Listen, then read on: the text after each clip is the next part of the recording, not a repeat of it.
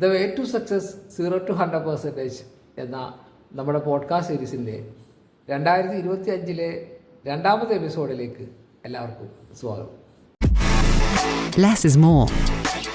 Charging your electric BMW just up to 80% is recommended and helps to keep your high voltage battery healthy.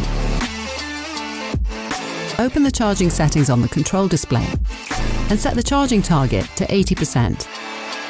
Of course, you can also use the My BMW app. You'll get further faster and your battery stays fit longer. Continue watching our how-to series to get the most out of your BMW. നമ്മുടെ 2025 ഒരു common topic എന്ന് പറയുന്നത് നമ്മൾ ഈ വർഷം ആദ്യം പറഞ്ഞ പോലെ തന്നെ മെഷറബിൾ സക്സസ് എന്നതാണ് നമ്മുടെ ഒരു കോമൺ ടോപ്പിക്. അതിൽ നമ്മളിപ്പോൾ ഇന്നത്തെ പോഡ്കാസ്റ്റിൽ പറയാൻ ഉദ്ദേശിക്കുന്ന കാര്യം എന്ന് പറയുന്നത് ബിസിനസ് എന്ന് പറയുന്നത് ഒരു സിസ്റ്റം ആണ്. പക്ഷേ ഒരു എൻ്റർപ്രണർ സിസ്റ്റം അല്ല. പകരം ഒരു എൻ്റർപ്രണർ എന്ന് പറയുന്നത് ഈ സിസ്റ്റത്തിൻ്റെ ഒരു ക്യാപ്റ്റനെന്നോ അല്ലെങ്കിൽ അയാളാണ് വിഷണറി ആയിട്ടുള്ള ഒരാൾ. അയാൾക്ക് ബിസിനസ്സുകാരൻ എന്ന പേര് തീർത്തും ചേരില്ല എന്ന് ഞാൻ പറയും. എൻ്റർപ്രണർക്ക് വിഷണറി ആയേ പറ്റും, അല്ലെങ്കിൽ അയാളുടെ വിഷനാണ് അയാളുടെ ടൈറ്റിൽ, അല്ലെങ്കിൽ അതാണ് അയാളുടെ വിഷനാണ്. ഒരു ബിസിനസ്മാൻ എന്ന് പറയുന്നത് ഒരിക്കലും അങ്ങനെ ആവണമെന്നില്ല. ബിസിനസ് മാൻ എന്ന് പറഞ്ഞാൽ എന്താണെന്ന് വെച്ച് കഴിഞ്ഞാൽ ബിസി മാൻ അല്ലേ, എന്തിനോ വേണ്ടിയിട്ട് എന്തിനോ ബിസി ആയിരിക്കുന്ന ഒരാൾ. അത് പണമുണ്ടാക്കാനാവാം, മറ്റെന്തെങ്കിലും ആവാം. അതിനെ നമുക്കൊരു ഗോൾ എന്ന നിലയ്ക്ക് മണി മേക്കിംഗ് എന്ന് വേണമെങ്കിൽ പറയാം. പക്ഷേ ഒരു എൻ്റർപ്രണർ ഒരിക്കലും പൈസ ഉണ്ടാക്കാൻ വേണ്ടിയിട്ടല്ല ബിസിനസ് ചെയ്യുന്നത്.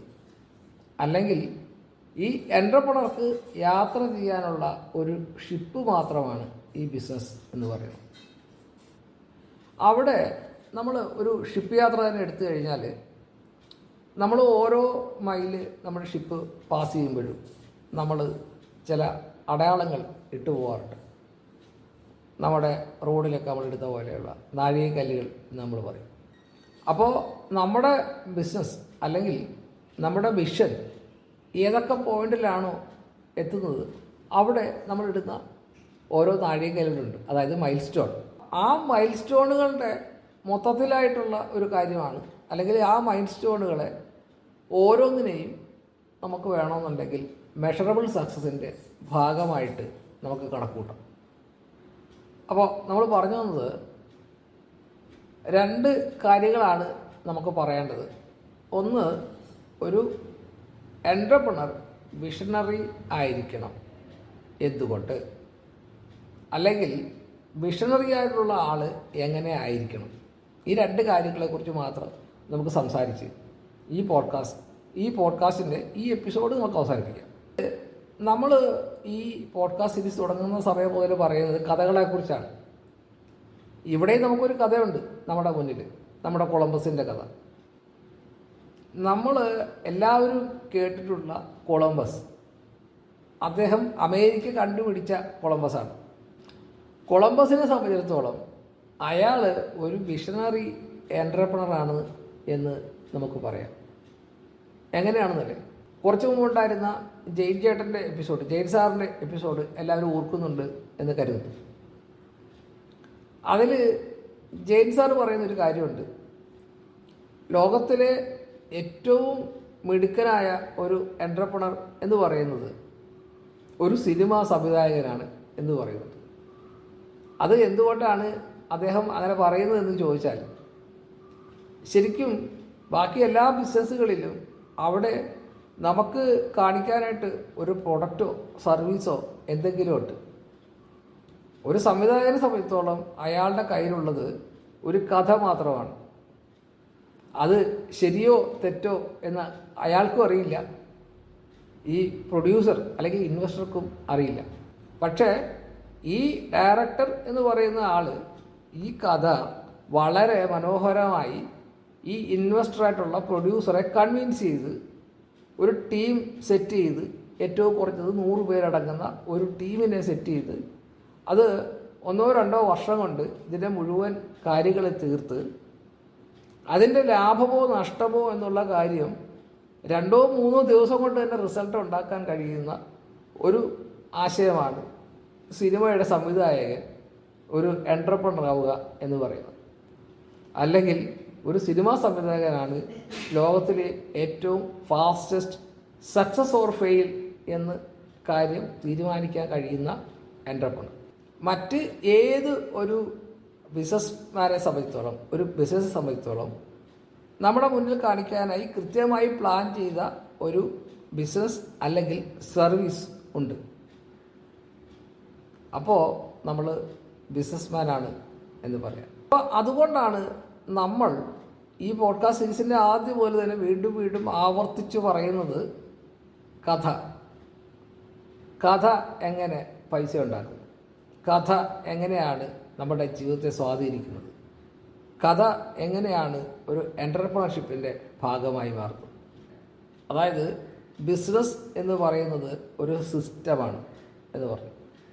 ആ സിസ്റ്റം എന്ന് പറയുന്നത് എന്താണ് എന്ന് നമുക്ക് മനസ്സിലാക്കാം. ഇപ്പോൾ ഉദാഹരണത്തിന് കൊളംബസിൻ്റെ കാര്യത്തിലേക്കാണ് നമ്മൾ വന്നത്.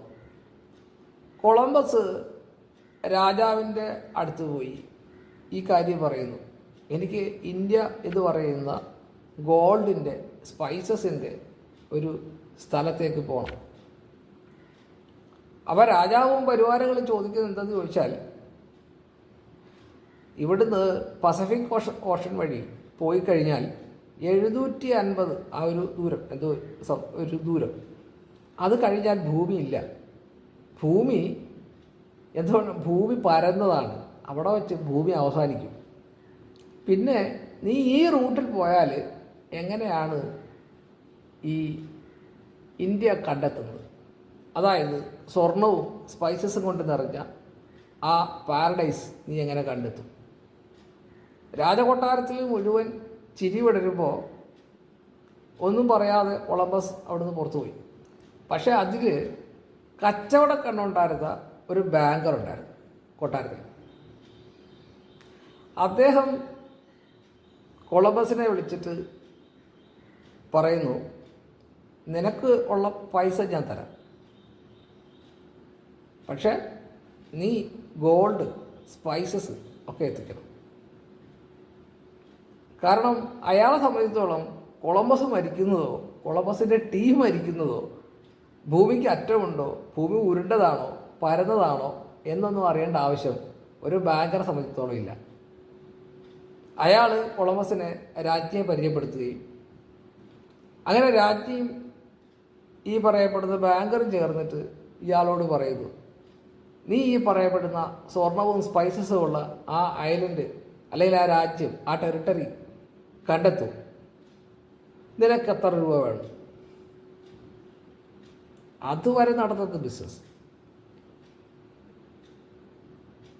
പക്ഷെ കൊളംബസ് പറയുന്നത്, എനിക്ക് ക്രിസ്തു മതം പ്രചരിപ്പിച്ചാൽ മതി, എനിക്കൊന്നും വേണ്ട, എനിക്കതിൻ്റെ പങ്ക് വേണ്ട, എനിക്ക് ഒരു സന്യാസിയായാൽ മതി എന്ന് പറയും. കൊളംബസ് അവിടുന്ന് പുറത്തിറക്കുന്ന സമയത്ത് രാജ്ഞി പൊട്ടിച്ചിരിക്കുകയാണ്, ഇവനെന്തൊരു ബണ്ടനാണെന്ന് വിചാരിച്ചിട്ട്. ശരിയാണ്. പക്ഷെ നമ്മൾ പറഞ്ഞു വരുന്ന കാര്യം എന്താണെന്ന് ചോദിച്ചു കഴിഞ്ഞാൽ, ചില മണ്ടത്തരങ്ങൾക്ക് ഇല്ല, നമ്മുടെ സലീമേട്ടൻ്റെ പടത്തിൽ പറയുന്നത് പോലെ ചിലപ്പോൾ ഇനി ബിരിയാണി കൊടുക്കുന്നുണ്ടെങ്കിലോ എന്നൊരു ചോദ്യം വന്നാൽ അവിടെ വളരെ ബുദ്ധിമാനായിട്ടുള്ള, വളരെ കുറുക്കൻ കണ്ണുള്ള ഒരു ബാങ്കറായിരിക്കും നിങ്ങളെ സഹായിക്കുക. അപ്പോൾ നമ്മൾ പറഞ്ഞു വന്നത് സിസ്റ്റം, അതിനെ ക്ലിയർ ചെയ്യാം.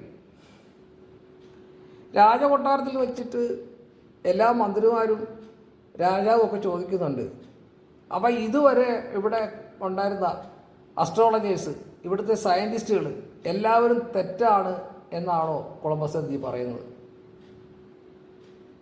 കൊളംബസിന് തിരിച്ചൊന്നും പറയാൻ പറ്റില്ല, കാരണം തലപോവും. അപ്പം ഇതാണ് സിസ്റ്റത്തിൻ്റെ ഒരു പ്രശ്നം. സിസ്റ്റം, തിയറി, ഇതൊക്കെ നമ്മൾ പരീക്ഷിച്ച് തെളിയിച്ച കാര്യം മാത്രമാണ്. ആ സിസ്റ്റത്തിനകത്ത് നിന്നുകൊണ്ടാണ് നമുക്ക് ബിസിനസ് ചെയ്യേണ്ടത്. അതിന് കൃത്യമായിട്ടുള്ള റവന്യൂ അല്ലെങ്കിൽ കൃത്യമായ പ്ലാനിങ്ങുകൾ ഒക്കെ ചെയ്യാൻ പറ്റും. അവിടെയാണ് നമ്മൾ പറയുന്നത് ബിസിനസ് എന്ന് പറയുന്നത് സിസ്റ്റം ആണ് എന്ന് പറയുന്നത്. അതുവരെ ആളുകൾ കണ്ടെത്തിയിട്ടുള്ള, ആളുകൾക്കറിയാവുന്ന വഴിയിലൂടെ സഞ്ചരിച്ച് കൃത്യമായിട്ട് ഇത്ര കാര്യങ്ങൾ, ഇത്ര സംഭവങ്ങൾ നടക്കും എന്ന് പ്രഡിക്റ്റബിളായി പറയുന്ന ഒരു സംഭവത്തെയാണ് തിയറി അല്ലെങ്കിൽ സിസ്റ്റം എന്ന് നമ്മൾ പറയുന്നത്. പക്ഷേ കൊളംബസിൻ്റെ കേസിൽ അങ്ങനെയല്ല. കാരണം കൊളംബസ് അസ്യൂം ചെയ്യുകയാണ് ഭൂമി ഇതുവരെയുള്ള സിസ്റ്റം മുഴുവൻ തെറ്റാണ്. കാരണം ഭൂമി പരന്നതല്ല, ഭൂമി ഉരുണ്ടതാണ് എന്ന കൺക്ലൂഷനിലാണ് കൊളംബസ് ഈ ദിശയിൽ പോയാൽ 750 ഈ പറയപ്പെടുന്ന മെട്രിക്സ് കഴിഞ്ഞിട്ട് അവിടെ ഭൂമിയുണ്ട്, എനിക്ക് അതുവഴി പോയി കഴിഞ്ഞാൽ കറങ്ങി തിരിച്ച് ഇവിടെ തന്നെ വരാം, ഭൂമി അവസാനിക്കുന്നില്ല, ഞാൻ മരിക്കില്ല എന്നുള്ളത് കൊളംബസിൻ്റെ മനസ്സിൽ മാത്രമുള്ള ഒരു ഐഡിയയോ അല്ലെങ്കിൽ അദ്ദേഹത്തിൻ്റെ വിഷനോ ആണ്. ഈ പറഞ്ഞ കഥയിൽ ഈ ട്രഷർ ഐലൻഡ്, അതായത് ഗോൾഡും സ്പൈസസും നിറഞ്ഞ ആ ഐലൻഡിലേക്ക് പോകാനായി കൊളംബസിനെ സഹായിക്കുന്ന ഈ രാജ്ഞി ശരിക്കും വളരെ നല്ലൊരു ബിസിനസ്സുകാരിയാണ്. അതിൽ പൈസ മുടക്കുന്ന അല്ലെങ്കിൽ ആ ഒരു തോട്ടിനെ ബിസിനസ്സാക്കി മാറ്റാൻ പറ്റും എന്ന് ചിന്തിച്ച ആ ബാങ്കറും എന്താണ് സിസ്റ്റത്തിൻ്റെ ഭാഗമാണ്. കാരണം അത് മെഷറബിളാണ്. പക്ഷേ ഇവിടെ ചെറിയൊരു വ്യത്യാസം കൂടെ ഈ കാര്യത്തിൽ ഉണ്ടാകുന്നുണ്ട്. ആ ബാങ്കർ ഒരു അൺനോൺ ആയിട്ടുള്ള ഒരു ടെറിട്ടറി, ഒരു ലാൻഡ് കണ്ടെത്തിയതിന് ശേഷം അവിടെ നിന്നും ഗോൾഡും സ്പൈസസും എത്തിക്കാം എന്ന് പറയുന്ന കൊളംബസിൻ്റെ ബാക്കി എല്ലാവർക്കും മണ്ടത്തരം എന്ന് തോന്നിയ ഒരു ഐഡിയയിലാണ് ഈ ബാങ്കർ ഇൻവെസ്റ്റ് ചെയ്യുന്നത്. അവിടെയാണ് നമ്മുടെ സാധാരണ, അതായത് കൺവെൻഷനലായിട്ടുള്ള ഒരു സിസ്റ്റവും അതിനപ്പുറത്തുള്ള ഒരു വിഷനും തമ്മിലുള്ള വ്യത്യാസം വരുന്നത്. അപ്പോൾ ഇതുവരെ നമ്മൾ പറഞ്ഞു വെച്ചത് ഒരു സിസ്റ്റം. അപ്പോൾ നമുക്ക് ഈ 750 എന്ന് പറയുന്ന ആ കണക്ക് വരെ അന്നുണ്ടായിരുന്ന തിയറികളും അപ്പോൾ രാജാവ് ചോദിക്കുന്നുണ്ടല്ലോ, ഈ പറയപ്പെടുന്ന അസ്ട്രോളജേഴ്സ്, ഈ ഗുരുക്കന്മാർ ഇവരെല്ലാം പറയുന്നത് തെറ്റാണോ? തെറ്റാണെന്ന് കൊളംബസ് തെളിയിച്ചില്ലേ? കൊളംബസ് യാത്ര തുടങ്ങുമ്പോൾ ഒരാൾക്ക് പോലും, കൊളംബസിൻ്റെ കപ്പലിലുള്ള ഒരാൾക്ക് പോലും അറിയില്ല ഇയാൾ ഇന്ത്യ തേടിയാണ് പോകുന്നത്. ഓരോ മൈൽ സ്റ്റോണുകളും, അതായത് നമ്മുടെ കപ്പലിൽ പോകുന്ന സമയത്ത് ഓരോരോ എത്ര സമയം കഴിയുമ്പോൾ ഇത് ഓരോ അളവുകൾ ഇടുമല്ലോ, അങ്ങനെ ഇട്ട് പോയി കഴിഞ്ഞ് 750 കഴിയുമ്പോഴാണ് കപ്പലിലുള്ള ആൾക്കാർക്ക് മനസ്സിലാകുന്നത് ഇവൻ നമ്മളെ കൊല്ലാൻ കൊണ്ടുപോവാണ്, നമ്മളെല്ലാവരും മരിക്കും. അത് തന്നെയുമല്ല, കടൽ ക്രോസ് ചെയ്യാൻ പാടില്ല, ദൈവകോപം ഉണ്ടാവും, നമ്മളെല്ലാവരും മരിച്ചു പോവും, ദൈവത്തിൻ്റെ കോപത്തിൻ്റെ ഇരയാവും, അഗ്നിക്കിരയാവും. പ്രശ്നമാണ്. പക്ഷേ കൊളംബസ് തൻ്റെ ആ ഒരു വിഷൻ വിട്ടില്ല, അതിൽ തന്നെ സ്റ്റിക്ക് ഓൺ ചെയ്തു. അതായത് ദൈവത്തിൻ്റെ ആളുകളും രാജാവും എല്ലാവരും അന്നത്തെ മുഴുവൻ സിസ്റ്റവും കൊളംബസ് തെറ്റാണെന്ന് പറഞ്ഞെടുത്ത് കൊളംബസ് യാത്ര തുടർന്നു. അങ്ങനെ 1 മാസം കഴിയുമ്പോൾ കൊളംബസിനെ ഒരു കൊതുക് കടിക്കുന്നുണ്ട്, ചെറിയൊരു കൊതുക്. അവിടെ കൊളംബസ് റിയലൈസ് ചെയ്തു ദർ ഇസ് ലാൻഡ്. അവിടെ വലിയൊരു പാരഡൈസ് ഇങ്ങനെ കൊളംബസിൻ്റെ മുന്നിലേക്ക് റിവീൽ ചെയ്ത് വരികയാണ്. ഇവിടെയാണ് ഒരു ബിസിനസ് സിസ്റ്റവും ഒരു വിഷണറിയും തമ്മിലുള്ള വ്യത്യാസം എന്നാണ് ഞാൻ പറഞ്ഞു വരുന്നത്. നിലവിലുള്ള സിസ്റ്റം ഉപയോഗിച്ച് നമുക്ക് കൃത്യമായും ഇന്ന കാര്യങ്ങൾ ചെയ്യാം, ഇത്ര കാര്യങ്ങൾ നമുക്ക് ഔട്ട്പുട്ട് കിട്ടും, അല്ലെങ്കിൽ ഇത്ര മണി കിട്ടും, ഇതൊക്കെ നമുക്ക് കൃത്യമായിട്ടും ഒരു ബിസിനസ്സുകാരന് അറിഞ്ഞിരിക്കേണ്ട കാര്യങ്ങൾ തന്നെയാണ്. ഒരു ബാങ്കറും അറിയണം. പക്ഷേ കൂടുതൽ ബുദ്ധിമാനായ ഒരു ബാങ്കർ ചിന്തിക്കുന്നത് എന്താണ്? ദ അൺനോൺ ലാൻഡ്, അത് അൺനോൺ പാരഡൈസ്, അതവിടെ ഉണ്ട്. എന്ന് വിശ്വസിക്കണം. ആ വിഷൻ, ആ വിശ്വാസം, അവിടെയാണ് ഒരു വിഷണറി ആയിട്ടുള്ള ഒരാളും ഒരു സാധാരണ ബിസിനസ്മാനും തമ്മിലുള്ള വ്യത്യാസം എന്നാണ് നമ്മൾ ഈ പറഞ്ഞു വന്നത്. ഇപ്പോൾ നമുക്കൊരു സ്വർണ്ണക്കട തുടങ്ങണമെന്നുണ്ടെങ്കിൽ നമുക്കതിനറിയാം, ഇന്ന സ്റ്റാഫ് വേണം, ഇതിൻ്റെ ഡിപ്പാർട്ട്മെൻറ്റ് വേണം, ഇതൊക്കെ നമുക്കറിയാം. പക്ഷേ നമ്മുടെ എലോൺ മസ്ക് ചൊവ്വയിൽ പോകണമെന്ന് പറഞ്ഞപ്പോൾ എലോൺ മസ്കിന് അറിയത്തില്ല എങ്ങനെ പോകുമെന്ന്. ഈ അടുത്ത സമയത്ത് എലോൺ മസ്കിനോട് ഒരു ഇൻ്റർവ്യൂ ചെയ്ത ഒരാൾ ചോദിച്ചു, നിങ്ങൾ ഈ ചൊവ്വയിലൊക്കെ പോകണമെന്ന് പറഞ്ഞല്ല, നിങ്ങൾക്ക് ഈ റോക്കറ്റിനെ പറ്റി എന്തെങ്കിലും അറിയാമോ? അയാൾ പറഞ്ഞു എനിക്കറിയത്തില്ല. അപ്പോൾ നമ്മുടെ ഇപ്പോഴത്തെ നമ്മൾ ഒരു കാര്യം കൂടെ നമ്മൾ മനസ്സിലാക്കേണ്ട കാര്യം, ഒരു വിഷണറി എൻ്റർപ്രണർക്ക് എത്രത്തോളം ഡ്രീം ചെയ്യാം, അല്ലെങ്കിൽ എത്രത്തോളം അയാളുടെ വിഷനെ കൊണ്ടുപോകാം എന്ന് ചോദിച്ചാൽ അതിനുത്തരം ഈ പ്രപഞ്ചത്തോളം എന്ന് തന്നെയാണ്, അല്ലെങ്കിൽ ഈ പ്രപഞ്ചത്തിനപ്പുറം എന്ന് തന്നെയാണ്. അതുതന്നെയാണ് നമ്മുടെ കൊളംബസും നമ്മുടെ എലോൺ മസ്കും ഒക്കെ നമ്മുടെ മുന്നിൽ കാണിച്ചിരുന്നത്. അപ്പോൾ സ്ഥിരമായി സംഭവിച്ചുകൊണ്ടിരിക്കുന്ന ചില കാര്യങ്ങളിൽ നമുക്ക് നേട്ടങ്ങൾ ഉണ്ടാക്കണമെങ്കിൽ നമുക്ക് കൃത്യമായ മൈൽ സ്റ്റോണുകളിലൂടെ മാത്രം പോയിട്ട് നമുക്ക് കിട്ടുന്ന ബെനിഫിറ്റ് മതി എന്നുണ്ടെങ്കിൽ നമുക്ക് സിസ്റ്റം അനുശാസിക്കുന്ന ഒരു ബിസിനസ്സുകാരനായാൽ മതി. അതല്ല ചരിത്രത്തിൽ കൊളംബസിനെ പോലെ അല്ലെങ്കിൽ എലോൺ മസ്കിനെ പോലെ നമ്മുടെ പേര് എഴുതപ്പെടണം എന്നുണ്ടെങ്കിൽ നമുക്ക് വിഷണറി ആയിട്ടുള്ള ഒരു എൻ്റർപ്രണർ ആയേ പറ്റൂ. അപ്പോൾ ഇന്ന് ഇത്രയും കൊണ്ട് നമ്മൾ നിർത്തുകയാണ്. ഈ പറഞ്ഞ കാര്യങ്ങൾ നിങ്ങൾ ഓരോരുത്തരും മനസ്സിലിട്ട് നോക്കൂ, ആലോചിച്ച് നോക്കൂ. ഒരുപക്ഷെ നിങ്ങളായിരിക്കും നാളത്തെ കൊളംബസ്, അല്ലെങ്കിൽ നാളത്തെ എലോൺ മസ്ക്, ചിലപ്പോൾ ഞാനും ആവാം കേട്ടോ. എന്തായാലും ഈ ആഴ്ചത്തെ എപ്പിസോഡ് ഞാനിവിടെ അവസാനിപ്പിക്കുകയാണ്. നിങ്ങളുടെ സുഹൃത്ത് ശ്രീനുല.